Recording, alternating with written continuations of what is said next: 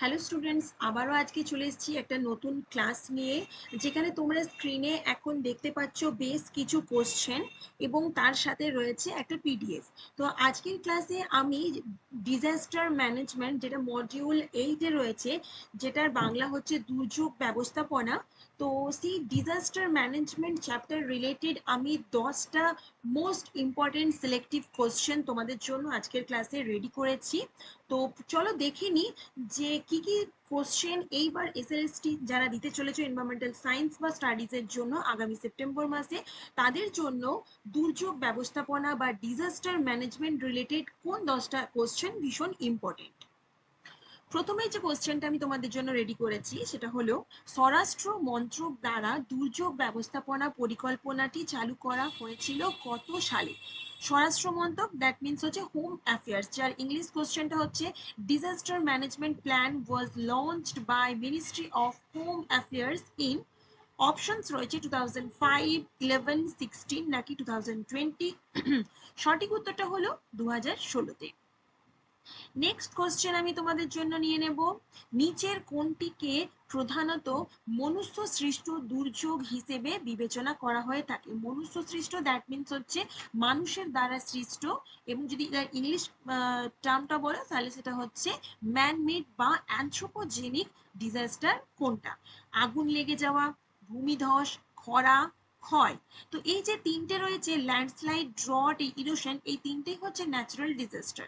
শুধুমাত্র আগুন বা ফায়ার হচ্ছে যেটা কিনা তোমাদের ম্যানমেড ডিজাস্টার। দেখো এখানে ফায়ার কিন্তু অনেক সময় ন্যাচারাল বা প্রাকৃতিক কারণেও লেগে থাকে, যেমন হচ্ছে যখন অতিরিক্ত টেম্পারেচার আমাদের বাতাসের মধ্যে বা অ্যাটমসফিয়ারে থাকে তখন ফরেস্ট ফায়ার, যেটা কিনা ন্যাচারাল ডিজাস্টার।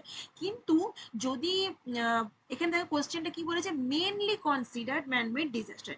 সাধারণত আগুন লেগে থাকে কিন্তু মানুষের দ্বারা সৃষ্ট কারণের জন্য, কারণ বাকি তিনটে অপশন কিন্তু টোটালি পুরোপুরি ডিপেন্ডেন্ট হচ্ছে আমাদের মানে মেইনলি প্রেফার করছে ন্যাচারাল ডিজাস্টারের উপর। আর ফায়ার যদিও এখানে চারটে অপশনেরই ম্যানমেড এবং ন্যাচারাল ডিজাস্টার রয়েছে, দুটোই রিজন রয়েছে, কিন্তু যদি মোস্ট প্রবাবলি বা মোস্ট এফেক্টেড রিজন বলতে পারো তাহলে অবশ্যই কিন্তু ফায়ার হলো ম্যানমেড ডিজাস্টার, আর বাকি তিনটে ল্যান্ডস্লাইড, ড্রট, ইরোশন হলো ন্যাচারাল বা প্রাকৃতিক কারণে ঘটে যাওয়া বিপর্যয় বা ডিজাস্টার। নেক্সট কোশ্চেনটা আমি যেটা নেব সেটা হচ্ছে, national institute of disaster management কোন শহরে অবস্থিত? কলকাতা, নয়াদিল্লি, হায়দ্রাবাদ নাকি মণিপুর? সঠিক উত্তরটি হলো নিউ দিল্লি। নেক্সট কোশ্চেনটা হচ্ছে, আন্তর্জাতিক প্রাকৃতিক দুর্যোগ হ্রাস দিবস কবে পালিত করা হয়ে থাকে? তার মানে হচ্ছে international day of natural disaster reduction কবে সেলিব্রেট করা হয়ে থাকে? 15th June, 5th March, 13th October নাকি 13th সেপ্টেম্বর? সঠিক উত্তরটি হলো 13th অক্টোবর। এরপর যে কোশ্চেনটা আমি তোমাদের জন্য রেডি করেছি সেটা হচ্ছে, নিচের কোন দেশে হ্যারিকেন নামক যে সাইক্লোনটা সেটা অনেক বেশি দেখতে পাওয়া যায়? আমরা জানি যে টাইফুন, টর্নেডো, তারপরে hurricane, this are the one type of cyclone. Okay, তো এই তার মধ্যে হ্যারিকেন হলো একটা সাইক্লোন যেটা কোথায় সব থেকে বেশি দেখতে পাওয়া যায়? ভারত, শ্রীলঙ্কা, অস্ট্রেলিয়া নাকি মার্কিন যুক্তরাষ্ট্র? সঠিক উত্তরটি হলো ইউএসএ বা মার্কিন যুক্তরাষ্ট্র।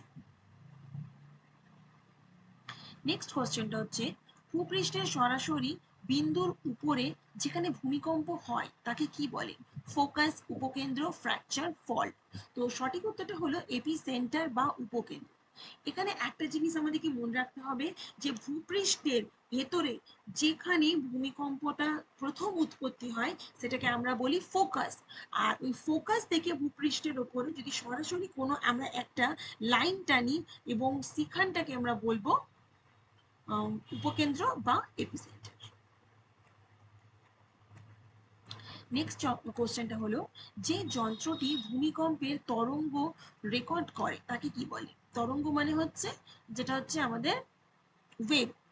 ওকে, তাহলে the instrument which records earthquake wave is called seismograph.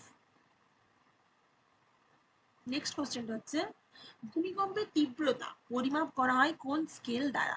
দেখো ভূমিকম্পের তীব্রতা যেটা বলা হচ্ছে ইন্টেন্সিটি অফ দ্য আর্থকুইক, সেটা পরিমাপ করা হয় মার্কালি স্কেল, রিক্টার স্কেল, সিসমোগ্রাফ, নাকি কোনটিই নয়। সঠিক উত্তরটি হলো মডিফাইড মার্কালি স্কেল দ্বারা ভূমিকম্পের তীব্রতা পরিমাপ করা হয়ে থাকে। আর এটা রিলেটেড আরেকটা কোশ্চেন একটু পরে আমি ডিসকাস করছি, মাঝখানে আরেকটা কোশ্চেন নিয়ে নেব। ভারতের সুনামি সতর্কীকরণ কেন্দ্র কোথায় অবস্থিত? কলকাতা, হায়দ্রাবাদ, আহমেদাবাদ, নাকি কোনোটি নেই। সঠিক উত্তরটি হলো হায়দ্রাবাদ। পৃথিবীর সব থেকে বেশি ভূমিকম্প কোথায় হয়ে থাকে? জাপান, চীন, ইতালি, ভারত। খুব সোজা অ্যান্সার জাপান। আচ্ছা, এখান থেকে 10টা কোশ্চেন তোমাদের নেওয়া হয়ে গেছে। আরেকটা যেটা আমি বলছিলাম, একটা হচ্ছে ভূমিকম্পের তীব্রতা, এটা হচ্ছে যেটা ইন্টেন্সিটি অফ দ্য আর্থকুয়েক, এটা পরিমাপ করা হয় মার্কালি স্কেল দ্বারা।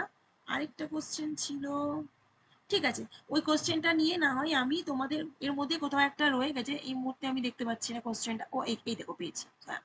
আর দ্য রিক্টার স্কেল দিয়ে কি মাপা হয়ে থাকে? ভূমিকম্প।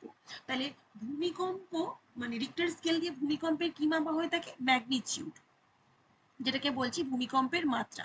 তাহলে ভূমিকম্পের মাত্রা বা সরি ভূমিকম্পের মাত্রা মাপার জন্য কোন স্কেল ব্যবহার করা হয়ে থাকে? তীব্রতা, যেটাকে আমরা ম্যাগনিটিউড বলছি। আর আরেকটা আমরা যেটা কোশ্চেন দেখলাম, ইন্টেন্সিটি অফ দ্য আর্থকোয়েক, যেটা ভূমিকম্পের তীব্রতা, সেটা পরিমাপ করা হয়ে থাকে পরিবর্তিত মার্কালি স্কেল। এই দুটো কোশ্চেন কিন্তু ভীষণ ইম্পর্টেন্ট তোমাদের আগামী এসএলএসটির জন্য।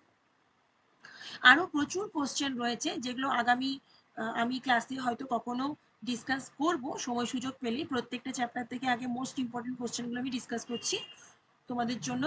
যদি কোনো স্টুডেন্ট ফুল পিডিএফটা পেতে চাইছো, যার মধ্যে কিন্তু যে ডিজাস্টার ম্যানেজমেন্ট রিলেটেড পুরো থিওরিটিক্যাল পোর্শনটাও রয়েছে এবং তার সাথে সাথে প্রত্যেকটা topic related important question and answer আছে, এই টোটাল পিডিএফটা কিন্তু শুধুমাত্র মডিউল 8 ডিজাস্টার ম্যানেজমেন্ট এই চ্যাপ্টারটার ওপর রেডি করি, যেটা টোটাল 23 এরকম একটা মডিউল বা চ্যাপ্টার আমি তোমাদের জন্য রেডি করেছি।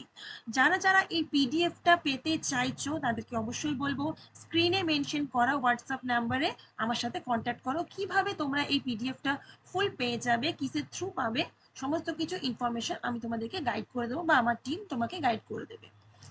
আজকের ভিডিওটা আমি এখানেই শেষ করছি। Thank you so much.